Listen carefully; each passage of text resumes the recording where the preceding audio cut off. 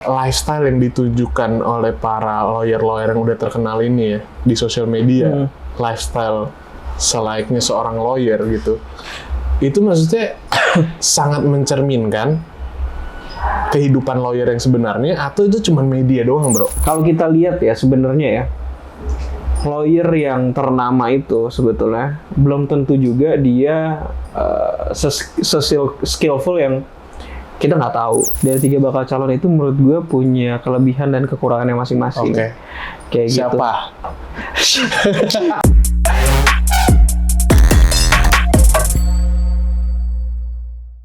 Oke, selamat datang Fadilah Deka. Terima kasih. Gimana kabar lu, bro? Baik. Perkenalkan diri dulu dong, bro. Lu, nama lu siapa? Usia lu berapa? Ya, karena kita perlu tahu nih, bro. Lu tuh Gen Z atau bukan sih? Wow. Karena gua podcast ini khusus mengundang hanya Gen Z aja, bro. Jadi perkenalan diri dulu, bro. Sebelumnya perkenalkan, nama gue Deka. Gue 23 tahun, jadi verified Gen Z ya. Verified ya, Gen Z ya. ya. Tahun 2000 tuh ya, guys. Tahun 2000. Oke. Ya. Gen Z ya. Nah, terus lu kerjanya apa, bro? Kebetulan gue sekarang jadi lawyer lah ya. Lawyer ya? Lawyer. Nah, itu menarik banget tuh. Lawyer muda ya? Wah, gila. Aduh. Umur 23 sebagai lawyer ya? Nah, kalau lawyer di jabatan lu sebagai lawyer tuh apa, bro? Kalau di kantor gue sih, gue sebagai associate sekarang. Associate. Itu kalau misalkan di ranking gitu ya, itu sebenarnya udah termasuk tinggi apa gimana sih urutannya tuh? Sebenarnya kalau itu tergantung kantor ya. Kadang-kadang di kantor itu semakin law firmnya semakin gede ya. Itu kan bisa ada partner, even ada junior partner, senior partner, managing partner. Jadi strukturnya itu agak ada beda-beda lah ya, macam-macam lah ya. Oke. Nah, untuk associate sendiri juga kadang-kadang ada strukturnya juga. Ada senior associate, ada junior associate, bahkan ada trainee associate. Macam-macam kayak gitu. Nah, cuman kalau di kantor gue sendiri sih associate itu udah satu tingkat dari bawah lah. Jadi di bawah ada intern dulu, baru ada junior associate, baru ada associate. Intern, junior associate, baru associate. Iya. Berarti lu dari awal tuh intern dulu tuh ya? Gue di kantor gue dari intern. Intern dulu sampai sekarang udah associate. Sampai sekarang jadi associate. Oke, berarti udah lumayan lah ya, udah ada kenaikan lah ya. Ya. Ya gaji bro. Jangan dong. Oke, nah kalau kehidupan sebagai lawyer muda ya bro, kan gue pastinya banyak orang-orang nih tertarik nih bro ya, karena ngelihat sosok seorang lawyer kan, siapa sih maksudnya yang terkenal di negeri Konoha ini kan, ya kan banyak dong. Hotman Paris kayak gitu. Paris. Nah, tapi kan yang kita lihat kan itu kan di media tuh mereka kayak yang bergaya, hidupnya glamor gitu. Nah sebenarnya kalau lawyer muda kayak gitu juga nggak sih hidupnya, bro? Kalau lawyer muda ya, maksudnya tuh kayak misalkan ya, bro, contoh kayak malam tuh party, minum-minum, lembur sama klien gitu ya kan? Iya, kalau bisa dibilang nggak semuanya seperti itu ya. Maksudnya nggak semuanya juga ada yang minum-minum kayak gitu. Semua tergantung preferensinya masing-masing. Cuman bedanya kalau kita lihat bapak-bapak di sana kan mereka udah sampai di titik tertentu ya. Mereka udah reach level yang mungkin nggak semua orang bisa sampai di sana. Misalkan kayak Hotman Paris, dia ya itu udah gede banget lah ya namanya ya. Ya dia mungkin dulu berangkat juga dari kayak kita, cuma lama-lama dia kan sampai sebesar itu. Nah kalau untuk lawyer muda, jujur itu emang kayak apa ya? Untuk tingkatan associate dan di bawahnya itu ya lumayan kerja keras sih bro. Cuman penampilan memang tetap penting untuk lawyer, karena lu kan ya lu dijudge dari penampilan dulu dong. Iya. Kita dijudge sama lawan kita, sama bahkan klien kita, itu kan dari penampilan. Kalau lu berpenampilan rapi, lu berpenampilan yang decent gitu ya, selayaknya orang profesional ya, mereka akan lebih percaya sama kita. Gitu kan. Jadi ya itu tingkat kepercayaan aja sih yang mau kita bangun dari penampilan. Berarti sebenarnya secara tidak langsung untuk jadi lawyer yang terpercaya itu butuh modal yang cukup gede juga dong, bro. Nggak cuma modal otak doang. Ya, kalau penampilan lu harus bagus kan di depan klien, berarti lu harus beli baju ya minimal ya yang berkualitas juga. Ya kan? Berarti lu butuh modal juga, modalnya gede juga buat jadi lawyer yang Ya. percaya. Kalau dari gua sih, ini menurut pendapat pribadi gua ya, ya emang butuh modal sih. Gitu. Butuh modal ya. Ini kan kita dapatkan puni-puni pelan-pelan ya. Cuman kita kan bisa cicil, beli satu-satu, mulai mungkin dari satu kemeja yang bagus, satu batik yang bagus. Lama-lama kan kita jadi punya banyak gitu kan. Nah, cuman maksudnya menurut gua ya emang di situ investasi yang kita keluarkan beda-beda sih. Kayak misalkan kayak atlet ya, mungkin dia invest di lifestyle-nya dia, mungkin kayak makanan, pola makan, nutrisi, kayak kayak gitu kan. Nah mungkin di lawyer itu selain lu belajar juga, karena ya maksudnya kapabilitas tetap penting ya, cuman penampilan juga nggak kalah penting. Maka dari itu menurut gua itu investasi yang ya haruslah sebagai seorang lawyer. Gitu. Tapi balik ke pertanyaan gue tadi bro, maksud gue adalah lifestyle yang ditujukan oleh para lawyer-lawyer yang udah terkenal ini ya di sosial media, lifestyle selayaknya seorang lawyer gitu, itu maksudnya sangat mencerminkan kehidupan lawyer yang sebenarnya, atau itu cuma media doang bro? Maksudnya bener nggak sih kayak maksudnya yang kita lihat dia malam tuh party sama klien atau apa gitu, terus meeting, bangunnya subuh, kerja keras, kerja juga kadang-kadang sampai lembur segala macam. Itu mencerminkan nggak sih yang kita lihat di sosial media seorang lawyer tuh seperti apa? Itu bener nggak sih di real life tuh kayak gitu? Kalau dari gue sih itu sebagian benar ya, sebagian benar. Kenapa bisa bilang kayak gitu? Karena gue nggak bisa generalisasi semua sama seperti itu. Cuman kalau dari penglihatan gue sendiri, untuk orang yang kayak misalkan kita ngomongin kerja dulu ya, workload, bangun pagi, terus kerja sampai lembur malam, ya itu gue juga rasain kayak gitu.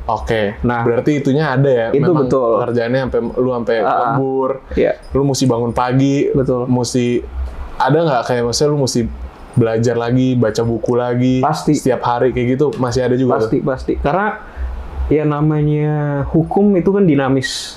Selalu berkembang terus. Kayak gitu. Kayak kita juga harus up to date dengan peraturan-peraturan terbaru. Even yang lama pun juga perlu kita refresh kan. Nggak mungkin kita ya udah tinggalin aja gitu. Karena jadinya menurut gue ya, kalau misalkan kita lupain gitu aja, bisa jadi kita tumpul di bagian itu kan. Dan kita nggak mau itu. Ketika kita ketemu sama orang, itu kayak sebuah kesempatan buat kita untuk ngasih tahu bahwa kita nih punya kapabilitas loh. Maka dari itu kita harus maintain itu terus menurut gua, dari segi kapabilitas kita untuk belajar dan lain-lain. Nah, untuk yang tadi lo sampein juga, yang untuk lifestyle party-party itu juga nggak memungkiri ada. Karena kan maksudnya relasi itu penting ya, kayak gitu. Dan kita bisa berbaur lebih gampang kalau misalnya kena alkohol. Jujur aja gitu kan. Kita maksudnya kenal nggak kenal, kita jadi kenal kayak gitu kan. Lebih cair lah suasana. Lebih cair bener ya. Kalau misalkan lawyer yang nggak suka minum, ada juga. Jadi dia susah dong untuk naik level. Sebenarnya tergantung pribadinya sih ya. Menurut gua, lu nggak minum, tapi kan lu bisa bawa dia ke misalkan tempat makan yang fancy atau yang bagus gitu kan. Ya tergantung pribadi masing-masing sih. Iya mungkin ada juga kliennya ya mungkin nggak suka minum. Nggak suka minum gitu. Karena kan nggak semua orang maksudnya suka party kayak gitu ya. Apalagi mereka punya kehidupannya masing-masing lah. Dan tanggung jawabnya masing-masing. Kalau idola lu di Indonesia siapa bro? Yang lu look up nih, wah gue suatu saat akan pengen jadi lawyer seperti dia. Aduh, gue kalau idola ya, gue boleh dari film aja sih. Gue lebih ke film sih.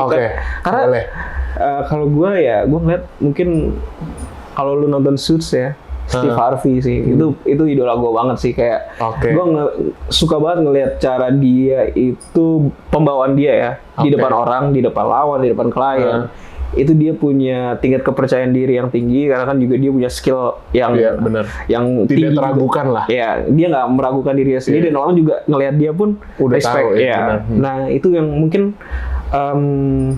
pengen gue capai sebagai seorang lawyer. Karena kalau kita lihat ya sebenarnya ya, lawyer yang ternama itu sebetulnya belum tentu juga dia skillful yang kita nggak tahu kayak gitu. Lawyer-lawyer itu juga banyak juga yang dia under the radar gitu, kita nggak terlalu tahu namanya siapa. Cuman sebetulnya dia, ya ini orang mantep gitu loh. Sangat skillful. Sangat skillful.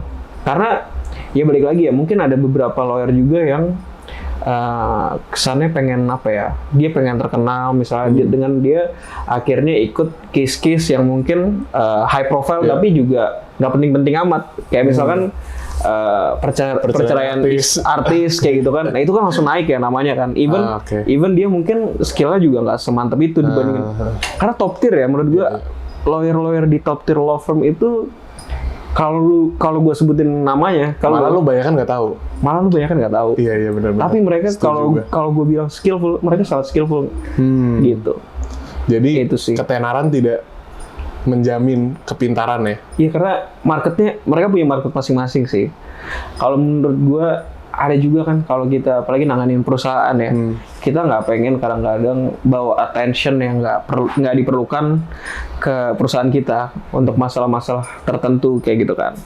Makanya juga muncullah namanya arbitrase. Jadi benar-benar cepat, rahasia kayak gitu kan. Karena ya perusahaan biasanya pengen keep it low gitu loh. Nggak mau orang-orang tahu. Iya, karena kan banyak efeknya lah. Iya, banyak efeknya lah yang nggak bisa. Dari harga saham aja udah bisa. Iya.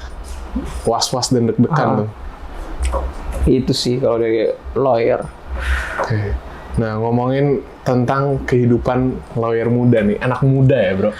Ini salah satu permasalahan yang tadi lu sebutin sih bro, yang sangat menarik buat gue ya. Yang menurut gue juga menjadi salah satu faktor kenapa kita bahas dulu dari sini bro. Lu setuju nggak kalau misalkan ada stereotip bahwa Gen Z itu ya generasi kita ya itu adalah orang-orang yang lemah, tidak berkarakter, ya tidak punya etika kerja yang bagus, pemalas, tidak bekerja keras, dan lain sebagainya. Stereotip seperti itu. Lu setuju nggak ada stereotip kayak gitu sebagai seorang Gen Z ini? Gue sih nggak setuju ya. Lu nggak setuju? Jujur gue nggak setuju. Berarti menurut lu Gen Z nggak kayak gitu? Gen Z nggak gitu. Maksudnya ya kita nggak bisa menggeneralisasi balik lagi kan. Tapi menurut gue, gini bro, Gen Z itu lebih ke arah pengen work smart aja daripada work hard. Karena kayak ibaratnya nih ya, lu misalkan belajar apa ya? Kayak kita misalnya belajar ngafalin undang-undang. Kalau dulu ya, sekarang lu dibandingin ngafalin undang-undang, lu cari di Google. Iya, lu udah tinggal cari di Google, lu udah tahu. Cuman kan nggak semua orang bisa menafsirkan pasal-pasal itu kan. Nah itu butuh skill yang lebih. Nah mungkin sekarang kita arahnya mau coba ke arah ke sana gitu loh. Untuk ngafalin mungkin kita kelihatan males segala macam. Tapi ya kita juga pengen tetap belajar kok, gitu loh. Menurut gue, keinginan belajar kita sekarang juga nggak kalah kok sama apa ya senior-senior kita lah gitu loh. Masa iya sih?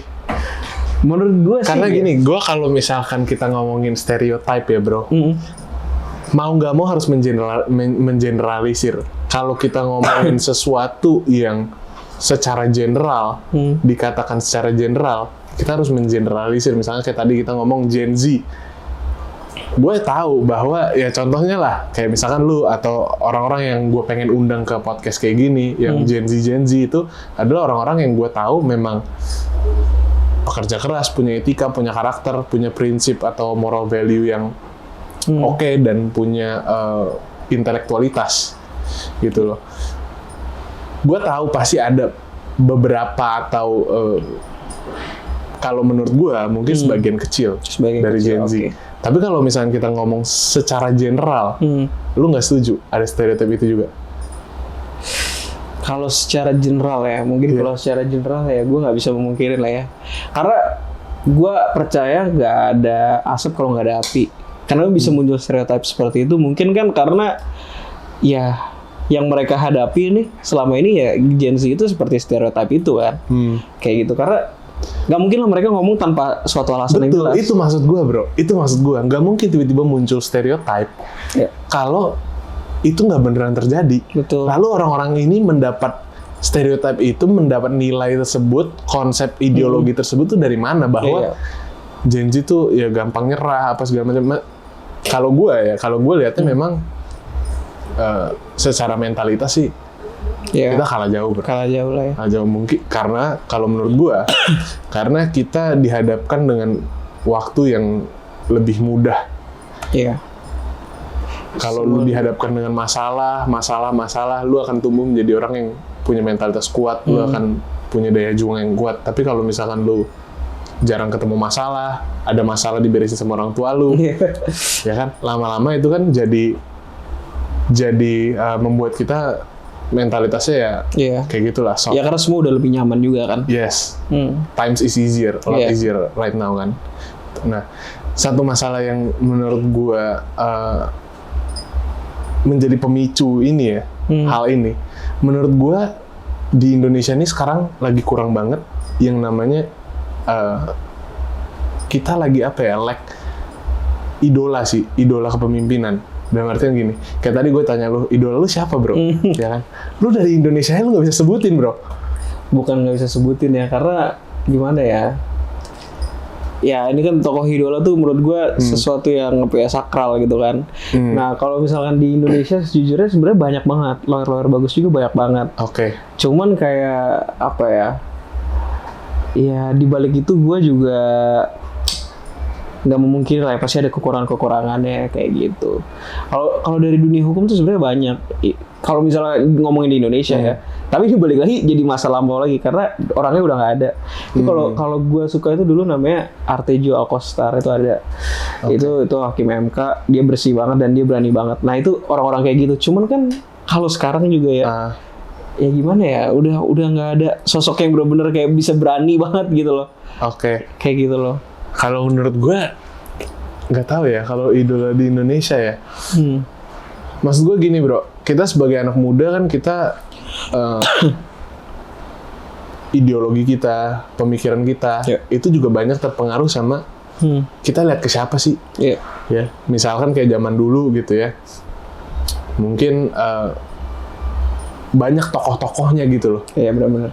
Banyak tokoh-tokohnya, misalnya orang ya melihat Soekarno tuh kayak gimana. Soekarno udah kayak mungkin dulu kayak udah kayak raja kali ya. Iya, jadi orang tuh punya idola, mengidolakan seseorang yang menurut gua itu ngelit mereka ke arah yang benar secara generational gitu. Jadi generasinya makanya bisa tumbuh menjadi orang-orang yang hebat, orang-orang yang berpengaruh gitu. Nah sekarang kalau misalkan gue tanya kayak zaman sekarang ya bro, siapa sih tokoh-tokoh yang kayak gitu yang kita lihat look up banget tuh? Kebanyakan tokoh-tokohnya malah tokoh-tokoh orang-orang zaman dulu. Iya. Sebenarnya kalau sekarang ya, kalau sekarang gue ngeliat kenapa Soekarno itu bisa sepenting itu tokohnya, sepenting itu. Karena kan dulu kita Indonesia ya, bangsa Indonesia ini kan dulu kita bersatu lah, kita punya tujuan yang sama, yaitu kita pengen merdeka. Jadi ya kita benar-benar mengidolakan orang yang akhirnya membawa kita ke tujuan tersebut kan. Nah kalau untuk sekarang itu kan kita, walaupun kita sekarang satu Indonesia, semua orang tuh udah punya kita nggak perlu satu itu gitu loh. Kita punya banyak pilihan, kita punya banyak opsi, terus kita punya juga opini-opini kita masing-masing kayak gitu. Kita punya kepentingan-kepentingan yang mau kita capai, kayak misalkan mungkin ya kita sebut aja misalnya Pak Jokowi ya. Pak Jokowi kan ya salah satu presiden yang mungkin sekarang ya gimana ya, banyak banget lah yang mengidolakan. Cuman nggak semua orang juga sependapat sama apa yang dia lakukan kan. Benar. Karena kita balik lagi, kita nggak dulu tuh lu berdarah-darah bro, lu nyari kemerdekaan gitu kan. Mau nggak mau kita jadi bersatu banget nih. Nah Indonesia sekarang menurut gua kekurangan tujuan yang sama ini gitu loh. Kita mau kemana nih Indonesia? Kalau misalkan dulu tuh menurut gua Soekarno tuh tokoh yang berani banget ya. Dia udah membawa kita merdeka. Kemudian juga dia, kalau mungkin kita aware juga sama sejarahnya, dia bahkan berani nantang Amerika, Inggris, Malaysia mau dia perangin segala macam. Maksudnya ini negara yang baru merdeka banget loh. Nah maksud gue tuh kita kekurangan tokoh yang seperti itu bro. Kalau orang zaman dulu maksudnya lihat gitu ada satu tokoh atau beberapa malah ya, banyak loh bro, banyak ya dulu ya. Bukan cuma satu tokoh doang, malah gue bisa berargumen juga bahwa mungkin Bapak Soeharto juga bisa dibilang salah satu tokoh yang pengaruhnya besar ke anak-anak generasi muda gitu. Sampai generasi muda itu jadi sangat peduli terhadap politik Indonesia, keadaan Indonesia dan lain sebagainya. Kalau zaman sekarang, lu lihat yang viral-viral di TikTok, ya kan kayak gue nggak tahu tuh ada satu siapa lah namanya nggak jelas. Gue juga lupa sih bro, ini orang siapa. Generasi di bawah kita lah kayaknya. Masih SMA udah nikah, udah hamil, udah cerai bahkan. Oh iya, yang lupa lah gue siapa lah itu ya. Gue lupa juga itu namanya. Tapi yang terkenal yang di kalangan lu sering lihat gak video-video yang nge-interview anak kecil kayak nanyain pahlawan-pahlawan gak ada yang tahu. Nggak ada yang tahu. Bonge Citayam tahu, Fashion Week tahu, ya kan kayak gitu-gitu tahu. Ya. Anak-anak ini gak punya tokoh yang bisa diidolakan gitu loh. Paling sekarang siapa sih kalau dari segi kita ngomongin maksudnya yang memacu intelektualitas ya, mungkin gue bisa sebutin kayak Gita Wirjawan. Ya, oke. Iya, Pak Gita, oke, maksudnya tapi juga pun nggak dikenal-kenal banget. Generasi kita jangan tanya anak-anak kecil. Kalau anak kecil gue udah yakin nggak ada yang kenal itu. Ya. Generasi kita berapa banyak yang kenal, yang maksudnya tahu Pak Gita Wirjawan dan nonton coba dia punya podcast atau dia punya ilmu apa segala macam. Berapa banyak, bro? Oh iya sih, gue paham banget sih, karena ini menurut pendapat pribadi gue ya, banyak hal-hal yang lebih apa ya, kita kan sekarang zamannya popular culture ya, pop culture gitu ya, kita lebih suka sesuatu yang menarik, yang berisik, yang viral, yang sesuatu yang bikin kita kok kayak gini sih, itu lebih tertarik kan. Kayak misalkan kita sesimpel di Instagram aja deh, kayak atau ya kita mungkin kayak Instagram, TikTok kita bandingin sama aplikasi kayak detik.com. Siapa sih yang mau baca berita-berita kayak gitu? Kayak kita lebih enjoy sama entertainment aja sekarang gitu loh. Nah, itu mungkin satu hal yang akhirnya membawa kita ya jadinya seperti ini. Kayak di Indonesia sekarang. Kenapa sih akhirnya orang-orang yang menurut gua punya konten-konten yang menarik, yang edukatif itu akhirnya terjun ke YouTube? Karena segmentasi TV itu sekarang udah mulai beralih. Akhirnya dari yang mungkin dulu nge-reach orang-orang kaya, sekarang mulai menurun ke kalangan ke bawah. Kenapa? Karena ya orang-orang yang apa namanya, yang pinter-pinternya udah sekarang udah main YouTube, dia udah ngeliat podcast segala macam, dan di situ lebih konten-konten yang dia pengen cari itu lebih lebih tertuju kan. Nah akhirnya sekarang TV mau nggak mau ya dia ngikutin pasar. Orang-orang yang tersisa ini kan orang-orang yang punya TV doang mungkin. Mungkin yang memang cari entertainment lah ya tujuannya. Jadi karena mungkin kalau orang kaya kan dia bisa punya akses smart TV, bisa akses Netflix, bisa akses YouTube. Mungkin juga kalau apa namanya orang-orang menengah ke atas juga bisa punya handphone, punya laptop, bisa akses itu. Cuman orang-orang menengah ke bawah kan mereka entertainmentnya TV, dan mereka cenderung ya udah cari entertainment aja. Mereka nggak terlalu peduli sama dunia di luar itu. Jadi mereka kayak sinetron semua itu thriving gitu. Iya. Nah itu yang akhirnya membawa ya udah nih lama-lama yang dulu tersisa di TV menurut gua lama-lama cabut juga akhirnya. Kayak misalkan Deddy Corbuzier juga, dia kan akhirnya juga out gitu kan. Nah gua ya walaupun sekarang menurut gue juga kontennya kadang-kadang ada yang kontroversial juga, cuman kan maksudnya podcast dia sebagian juga edukatif lah menurut gue. Iya. Dan gue juga sering nonton podcast dia, dan menurut gue ya itu orang-orang akhirnya lari ke YouTube. Nah udah di YouTube kan sekarang lu tinggal pilih, lu nggak dijejelin. Kalau di TV kan lu nonton apa yang lu dikasih, program apa di jam seberapa ya udah itu aja lu tonton gitu. Kalau di YouTube ini sebelah ada video misalkan apa namanya orang nari-nari joget-joget, ya lu lebih pilih itu nggak sih daripada baca berita, ngapain gitu kan?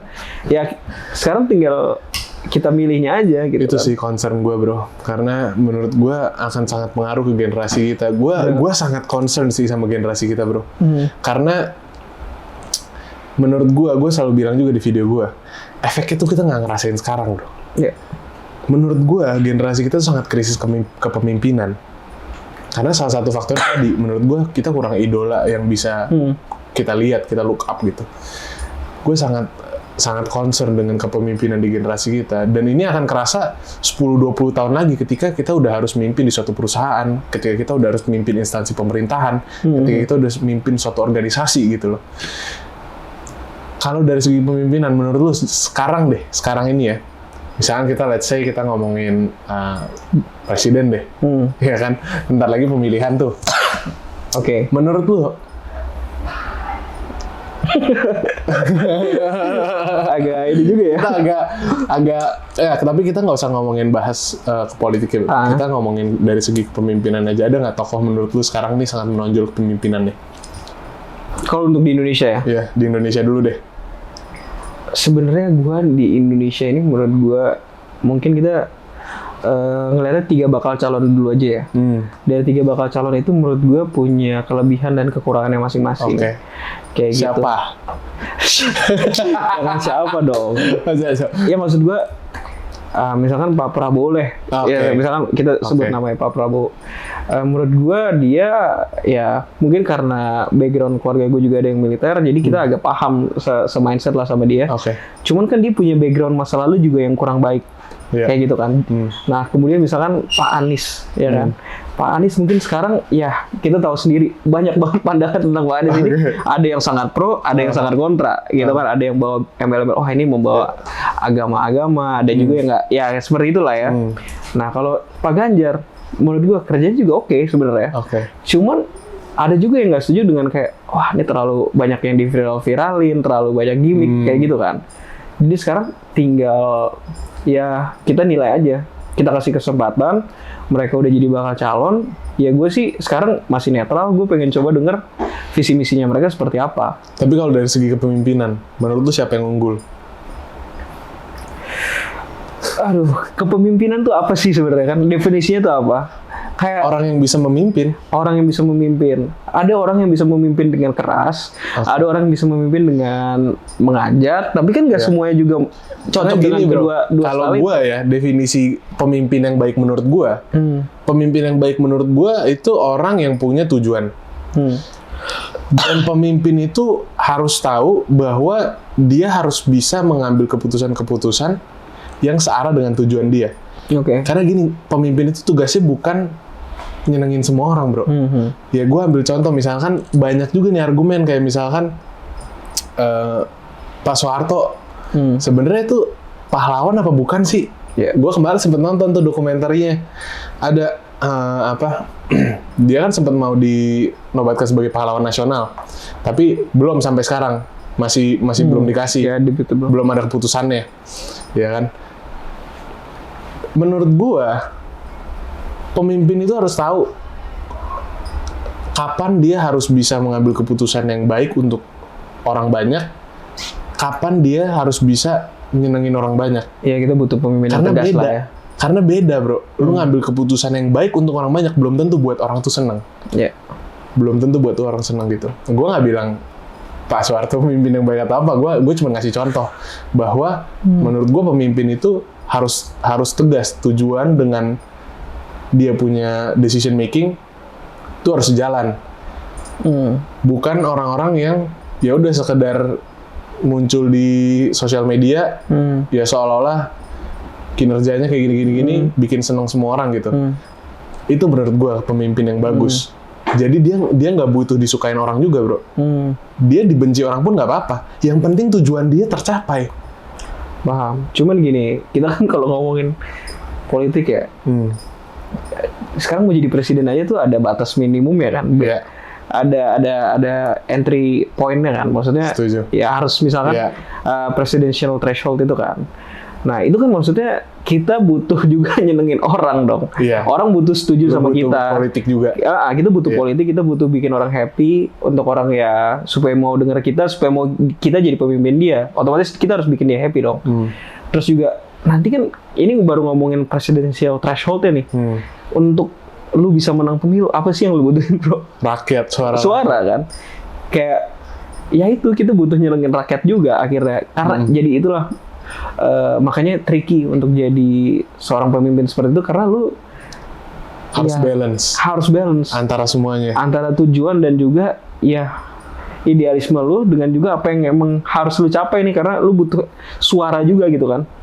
Itu sih. Oke, setuju. Kalau gitu gini deh, kalau di Indonesia lu nggak bisa sebutin, menurut lu di seluruh dunia, kita ngomongin global gitu, menurut lu siapa sosok pemimpin yang menurut lu nih ini pemimpin tuh kayak gini, bro, gitu? Apakah Joe Biden? Jujur kalau Joe Biden gue sangat enggak banget ya.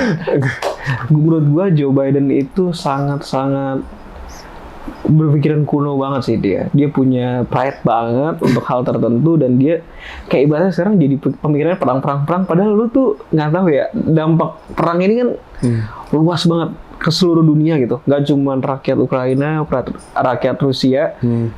Tapi kan semua dunia merasakan krisis, maksudnya sekarang udah mulai resesi nih. Kita apalagi habis kena COVID, habis itu kita di adanya perang dunia ini gitu ya. Belum perang dunia deh. Baru perang Rusia Ukraina.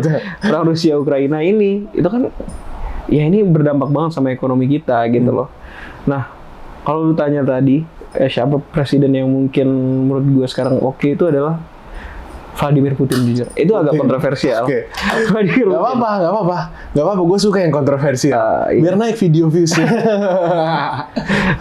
Kalau gue sih, ya dia sih sejauh ini. Karena gue ngeliatnya, nih orang, ya mungkin banyak orang kayak, kok dia mau sih, bikin perang kayak gini? Kenapa sih dia harus ngerusuhin Ukraina gitu kan? Ngomongin perang ini nih bro nih. Gue juga banyak banget yang gue lihat misunderstanding, miskonsepsi terhadap perang Rusia Ukraina ini. Dipikir tuh, gue nggak tahu kenapa ya, tapi memang dari media juga, dari media konvensional juga itu sangat menciptakan image Putin ini sebagai sosok bad guy, villain, seorang penjahat gitu.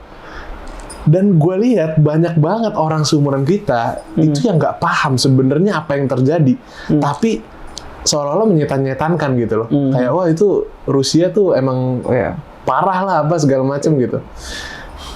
Ya kalau dari gue ya, makanya kalau gue coba cari tahu lebih dalam, karena kan gue maksudnya ya nggak tahu ya, gue entah kenapa interest aja untuk bidang-bidang kayak geopolitik kayak gini, gue suka baca aja gitu. Walaupun gue bukan ahli dalam bidang ini ya. Cuman sepemahaman gue yang gue baca itu ya gimana ya, maksudnya Rusia dan Amerika ini kan dua negara adik kuasa yang dari dulu udah sangat-sangat besar, sangat-sangat kuat. Even perang dingin mereka juga saling menunjukkan kekuatannya mereka. Nah, terus akhirnya di mana mereka akhirnya damai nih. Semua damai. Walaupun juga ya pasti adalah tensi gitu ya. Cuman terakhir ini adalah yang bikin pemicu itu kan si Ukraina ini ujung-ujungnya mau masuk NATO. Nah, gue mikir kan, maksudnya kalau gue memposisikan nih, misalkan Amerika, atau gue nggak bilang Amerika, misalkan negara apapun itu, misalnya dia punya track record buruk nih sama kita, bukan buruk juga ya, maksudnya punya track record pernah bermasalah sama kita, dan juga negara adik kuasa yang punya power gitu kan. Nah, terus dia ingin menempatkan suatu base atau suatu rekan negara yang dekat juga gitu ya di sekeliling batas negara kita. Otomatis kita kan juga akan kita punya concern untuk hal itu gitu loh. Kenapa? Karena ini adalah negara yang ya udah ini berbatasan sama gue loh. Lu jangan ajak-ajak dia untuk ngapa-ngapain gitu loh. Karena ini benar-benar berhubungan dengan keamanan negara gue. Kalau misalkan ya kita pakai analogi aja. Kalau misalkan si negara ini mau set up base perang di situ, terus kayak misalkan ada roket-roket peluncur apalah segala macam persenjataan di sana, itu kan bisa jauh lebih mudah kan aksesnya, karena negara ini sekarang udah jadi temannya dia gitu loh. Nah, maka dari itu kan gue otomatis kalau gue berada di posisi si Putin, gue akan melakukan hal yang sama karena gue concern sama keselamatan rakyat gue dong, kayak gitu. Karena ada yang namanya buffer state. Buffer state itu kayak negara di antara perbatasan kita yang negara netral gitu loh. Nah, itu harusnya nggak boleh diganggu dan harusnya semua respect tentang hal itu, karena ya walaupun gimana ya kita nggak bisa mengabaikan lah bahwa ada negara adik kuasa yang benar-benar punya superpower.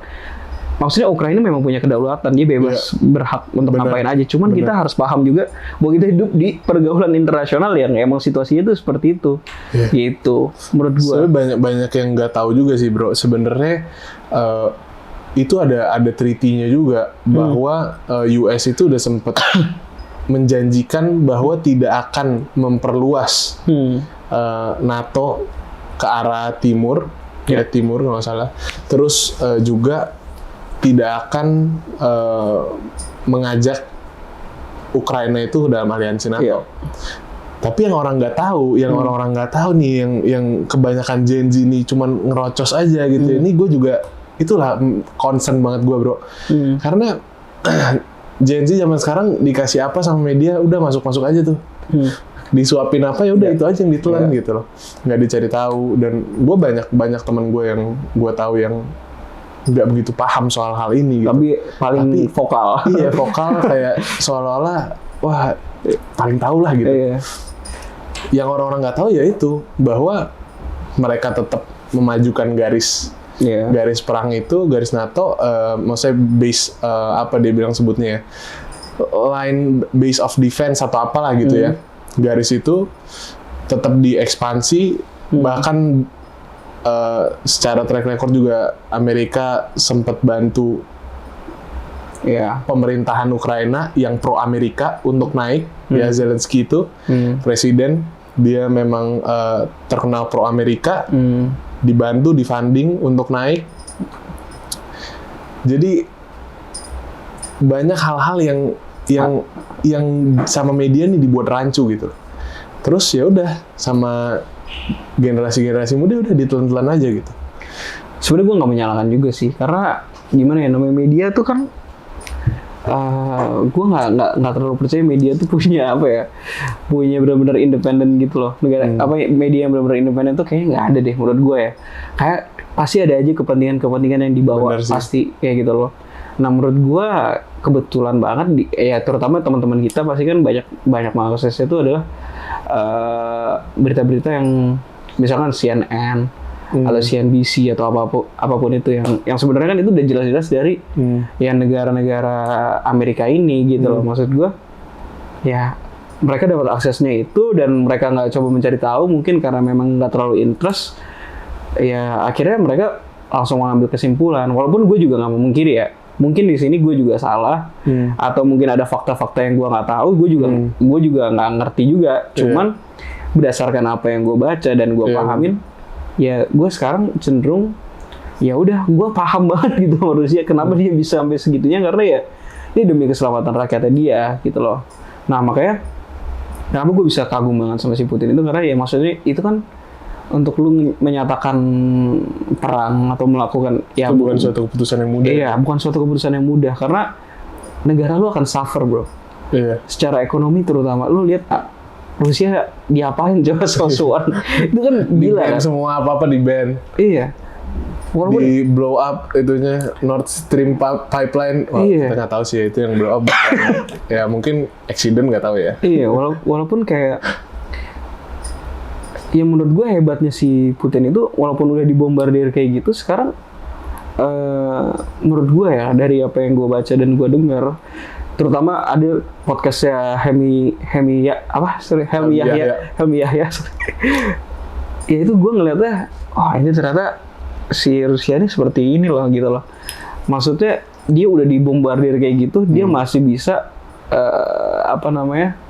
keep strong gitu loh. Bahkan makin menyatu gitu negaranya. Lu bayangin deh, dolar Rusia itu bener-bener di ban sama Amerika. Iya. Sedangkan kan dolar kan buat cadangan devisa tuh Iya. salah satu mata uang yang paling sering digunakan buat cadangan devisa kan. Itu juga blow gue sih bro. Iya. Karena kayak itulah ketika negara punya overpower ya. Betul. Ketika suatu negara punya overpower ya, kita semua menggunakan US dollar, bisa semena-mena kayak gitu. Iya. Ya gue ngerti sih, gue paham sih bro, what's at risk, karena perang gitu loh. Emang ini juga itu yang gue bilang sih, bukan suatu keputusan yang mudah. Makanya tadi gue bilang seorang pemimpin tuh harus tahu bro. Nah gue juga sangat masih menjadi dilema sebenarnya. Perang ini sebenarnya jalan yang baik apa enggak sih? Karena kan kita ngomongin ini kan kehidupan manusia bro. Banyak nyawa manusia yang hilang. Betul. Itu benar-benar bukan satu hal yang nggak bisa dijustifikasi menurut gua. Apapun alasannya gitu loh. Iya. Ya kan. Gue Terus setuju tentang itu. iya kan. Tapi ya bener, lu jadi Putin juga lu harus apa ya? Iya, lu harus make decision bro. Iya. Sooner or later kalau lu di-push kayak gitu terus, Iya. sooner or later menurut gue itu akan terjadi. Iya, makin maju gitu kan. Perang itu akan terjadi menurut gue sooner or later gitu. Iya. Cuman ya memang sangat disayangkan aja sih. Nah itu gue masih di luar nalar gue sih.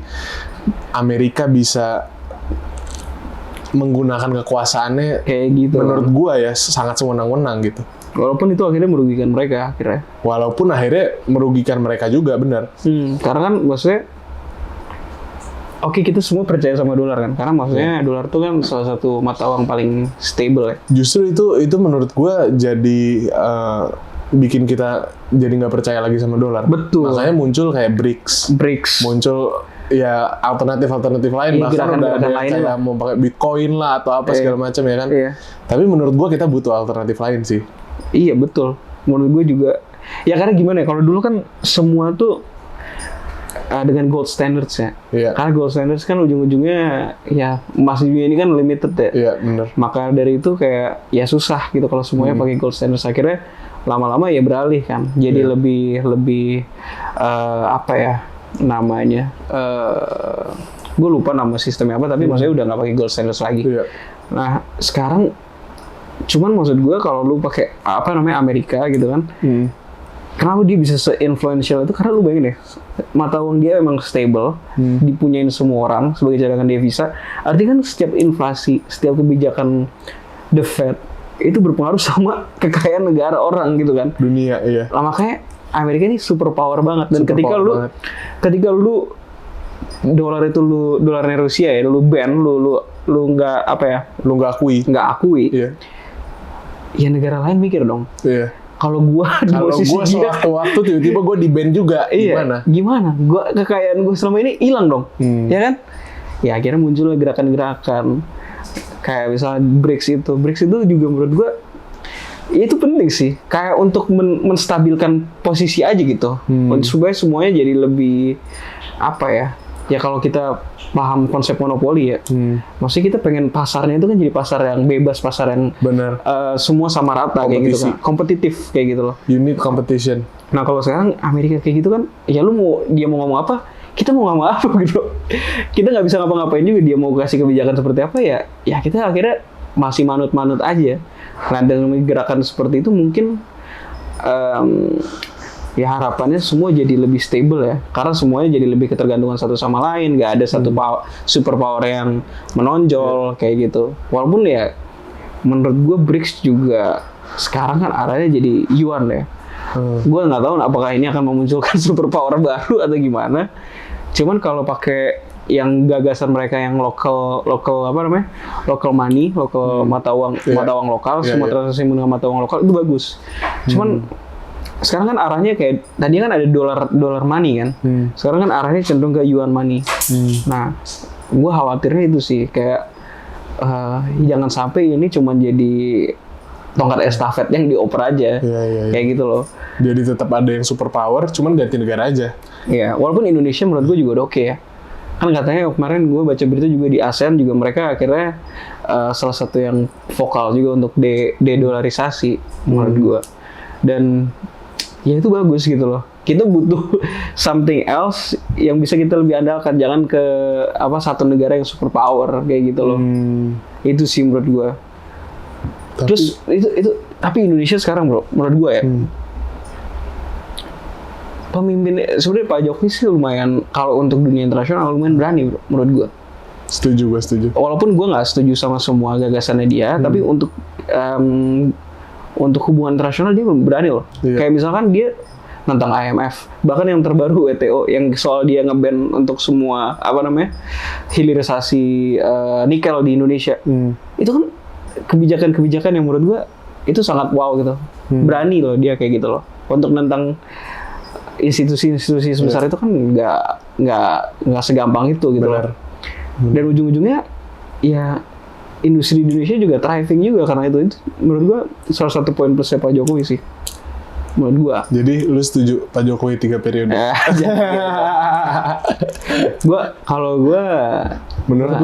Menurut gua kalau kita nih ya namanya konstitusi ya. Konstitusi kan kalau kita ngeliat undang-undang dasar itu kan 2 periode. Cuman balik lagi konstitusi itu bisa dirubah sebetulnya. Betul. Cuman kan kita kan nggak pengen menghilangkan batasan itu dong. Kalau misalkan 3 tahun nih, misalnya 3 periode. Terus ternyata rasanya kurang lagi, nambah lagi. Ujung-ujungnya sampai kapan bisa jadi? Ya itu akhirnya jadi dinasti baru. Menurut gue it's okay. Ya udah 2 periode aja kita coba cari pemimpin lain. Siapa tahu juga ada gagasan-gagasan yang menarik juga kan dari mereka kan. Mungkin kalau Pak Jokowi lebih fokus ke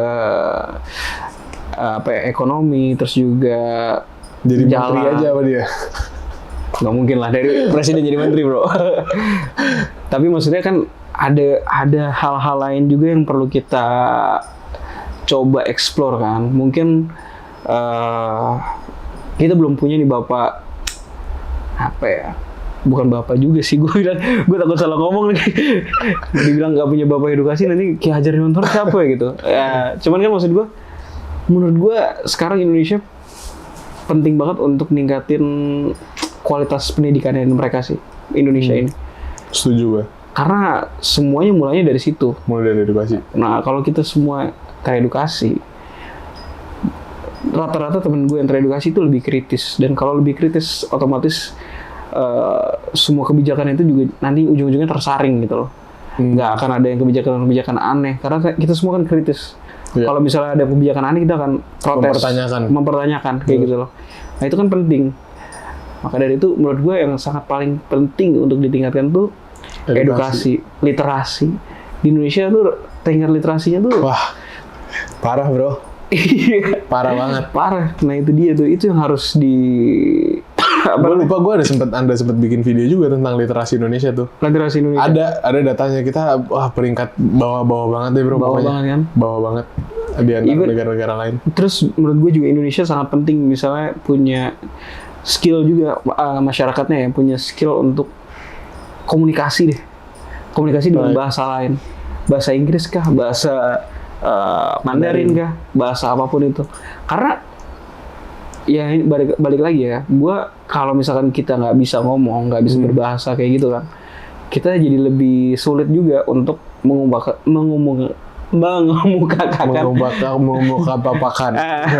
pendapat kita kayak gitu loh. Kayak di dunia internasional kayak gini kan, itu penting banget, lu butuh skill bahasa Inggris kayak gitu. Sama kalau yang gue lihat yang paling penting tuh sebenarnya dari sumber pembelajaran sih bro. Maksudnya gini, kalau lu bisa berbahasa Inggris ya, kalau menurut gue sumber pembelajaran utamanya memang kebanyakan itu dalam bahasa Inggris. Betul. Yang memang benar-benar berkualitas. Teori-teori apa segala macam. Lu kalau mau benar-benar mengerti, lu mau benar-benar belajar, ya itu lu harus pelajarin dalam bahasa Inggris. Setuju. Kebanyakan ya yang gue lihat gitu. Karena maksudnya kita juga mikir gini ya, bahasa Inggris kan bahasa yang udah lama ya. Maka dari itu literaturnya juga lebih banyak. Jadi kita lebih banyak yang bisa kita baca dan kita pelajari. Nah, Indonesia ini kan sebenarnya bahasa Indonesia kan relatif baru ya. Maka itu kalau misalkan menyangkut akademik gitu ya, kebanyakan ya dosen-dosen gua itu menyarankan untuk lu coba cari explore artikel-artikel atau buku-buku yang berbahasa Inggris atau ya berbahasa Inggris lah ya. Yeah. Kenapa? Karena Indonesia sebagai bahasa akademik itu belum lengkap. I see. Kayak misalkan ada kalimat-kalimat atau kata-kata bahasa Inggris yang kalau ditranslate ke Indonesia rasanya kurang pas gitu loh pengertiannya. Even kalau kita kita kan dulu satu kuliah kan, sarjana hukum kan. Penafsiran bahasa Belanda ke bahasa Indonesia juga nggak semuanya benar-benar bisa ditranslate secara tepat gitu loh. Maka dari itu ya penting banget punya skill dalam bahasa lain kayak gitu. Setuju sih, gue setuju. Iya. Ya sih, jadi maksud lu range of words-nya juga ya, penggunaan kata-katanya. Betul. Ya kan bahasa Inggris lebih banyak istilah-istilahnya. Kadang-kadang ada satu istilah yang mungkin kalau di bahasa Indonesia ini belum ada gitu. Iya, betul. Akhirnya kita pakai istilah lain yang bisa membuat artinya malah jadi rancu gitu. Betul. Iya kan? Iya. Walaupun bahasa Indonesia menurut gua perkembangannya sih sangat positif ya. Bahasa Indonesia tuh luar biasa sih menurut gua. Kenapa gue bisa bilang begitu? Kalau kita lihat ke tetangga kita misalkan bahasa Melayu, Malaysia, dia jauh lebih mixed up lagi, semuanya campur-campur, jadi semakin runyam, semakin aneh. Nah, maksudnya mereka tuh apa ya? Kalau kita belajar bahasa Indonesia, itu kan ada apa ya namanya ya? Ada teori-teorinya kan? Oke. Ada teori-teorinya, ada metode-metodenya segala macam. Oke, ngerti. Kalau di bahasa Melayu itu akhirnya karena mereka nggak punya pakem ya, karena semua orang punya bahasanya masing-masing, jadi mereka batas itu jadi kabur gitu loh. Nah, jadi maka dari itu untuk mereka jadi bahasa akademik semakin sulit. Banyak kata-kata yang sama atau kata-kata yang nggak bisa menjelaskan nggak bisa ditranslate ke bahasa Melayu. Nah, kalau Indonesia ini lumayan progresnya lumayan cepet sih setahu gua. Kayak misalkan daring luring atau apapun kayak terus juga gawai ponsel atau apapun itu kan maksudnya itu kan dia mencoba keep up sama perkembangan. Nah, itu menurut gue ya itu udah bagus gitu. Cuman kita butuh waktunya aja. Karena kan kita menulis dalam bahasa Indonesia baru berapa sih? Indonesia baru bebas dari bahasa Belanda kapan sih gitu catatan-catatan buku-bukunya. Benar. Kalau nggak salah sekolah di Indonesia itu baru tahun 1960-an atau 60s atau 70s baru pakai bahasa Indonesia. Baru pakai bahasa Indonesia. Sebelum itu semua pakai bahasa Belanda. Kayak gitu.